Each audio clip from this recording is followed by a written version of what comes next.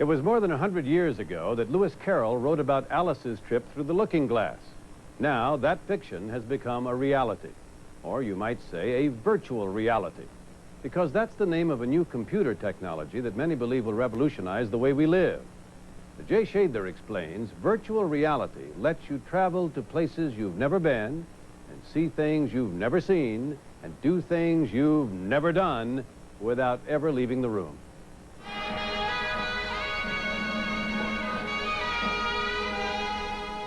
If dreams could be sold, what would you buy? The poet's question may soon have a practical answer. The goal of virtual reality is simple. It's total submersion, complete detachment from reality. The doors are opening on a world where the line between reality and illusion has dissolved. I want to fly over Mars. I want to experience everything the roving exploration machines experience. I want to be there. I want to explore the planets myself.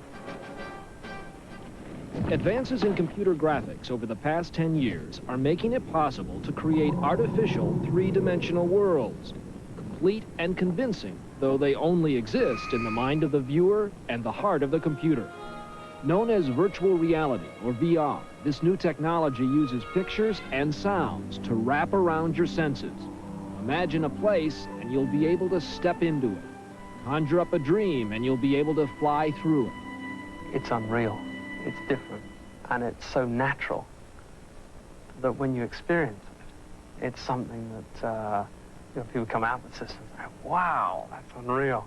Jonathan Waldron is a 31-year-old computer scientist in England. As a college student, he designed computer graphics. Now, he's launched one of the first companies to mass-produce virtual reality systems. So here we are going into virtual space, and here I want to show you a little application where we've got a car engine. As with most VR systems, Waldron's uses stereoscopic images projected onto tiny screens inside the viewer's helmet.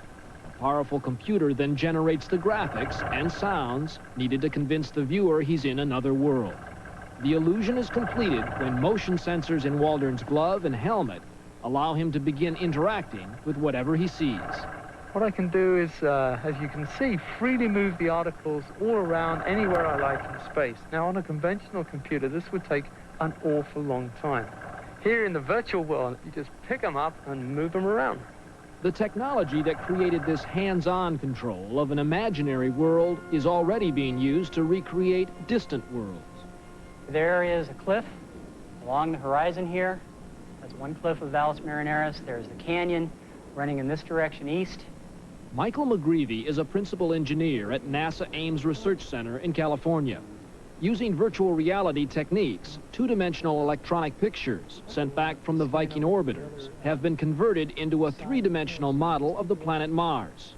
So I would want to walk right around between these boulders.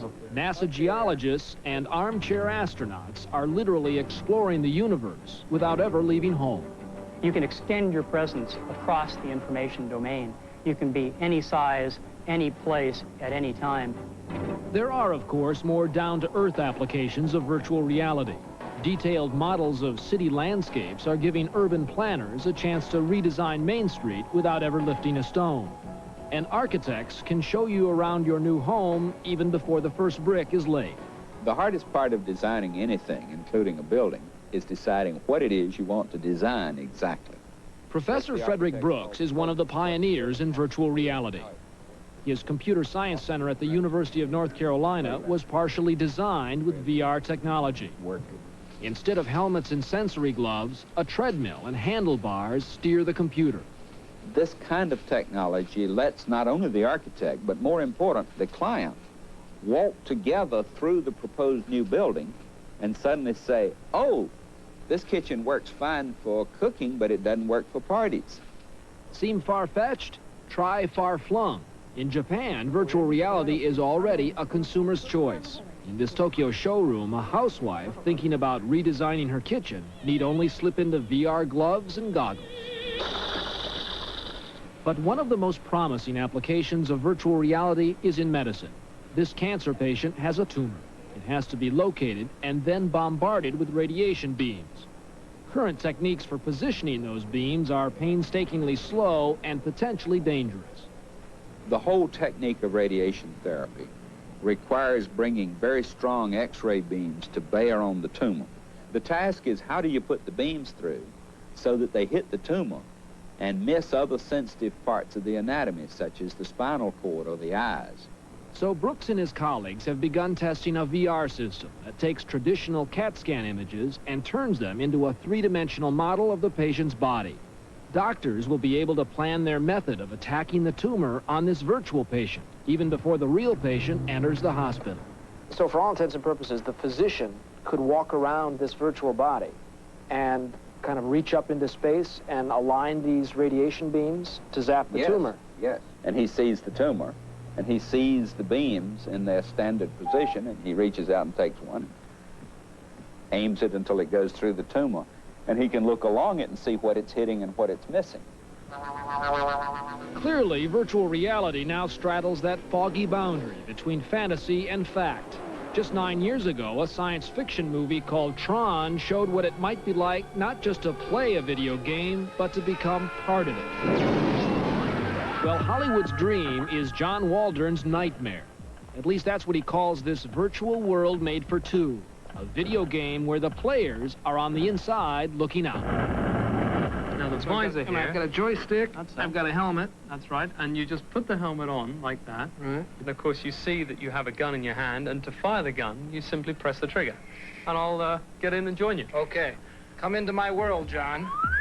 Linked by a computer that tracks our individual motions, Waldron and I are now both inside the same electronic world. There you are. Hi. Hello there. The game board consists of several checkerboard platforms floating in space. The goal, to chase and shoot your opponent. I've got the gun in my hand here. I hate to do this to you right now, but I missed. It lobs down. We've made gravity twice what it should be.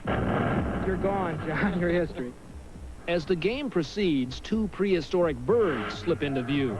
If one picks you up by the scruff of your neck, the sense of flying can be all too realistic. I'm a little worried about that flying pterodactyl at this point. Oh, here comes the bird. Where's that bird? He's got you. He's got you again. Ah, he got me from behind. Oh, my God. I think I have to take this helmet off. I'm physically feeling the space here for a second. Oh, my God. While I was playing the game, it seems virtual reality was playing a trick on my mind. The pictures and sounds around me were all that was necessary to convince me I was walking, flying, and falling. The visual display at the moment is crude. There are these crude cartoon-like characters. That's not the issue. The fact of the matter is, in virtual reality, there is no limits to what we can do. We can be anywhere, anytime, any place. And it's really, that's the issue. It's total escapism. I guess I hesitate a little bit to even ask this, but I'm going to anyway. In light of how real the sensations can be, has anyone suggested the possibility of virtual sex? I must come clean and admit that we have had very, very serious requests. In fact, feedback gloves that give the sensation of touch and complete VR body suits now exist and could eventually be used to duplicate sexual stimulation.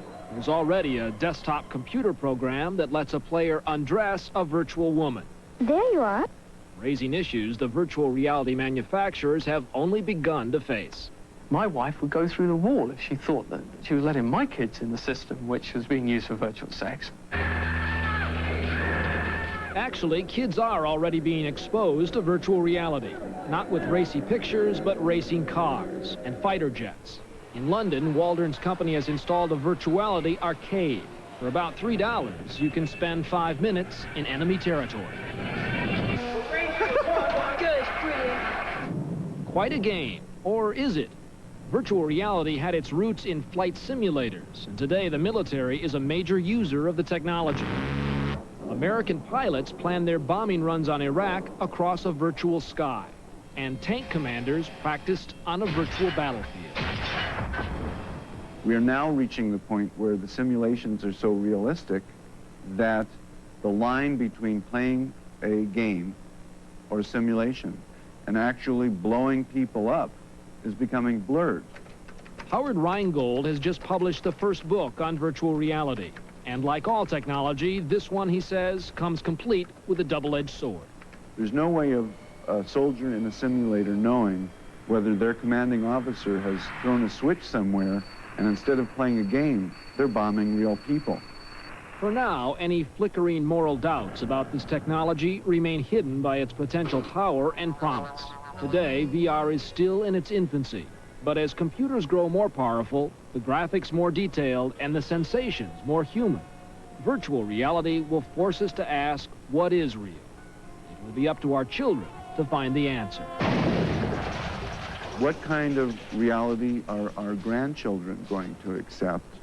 Is the natural world with real trees and real rivers going to be there? Or are we going to live in 800-story high-rises all plugged into our virtual realities in which we walk through artificial forests?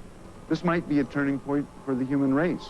We might be going inward towards an artificial experience. In case you're wondering about the virtual price tag for one of these systems, right now they run from about $50,000 to $200,000.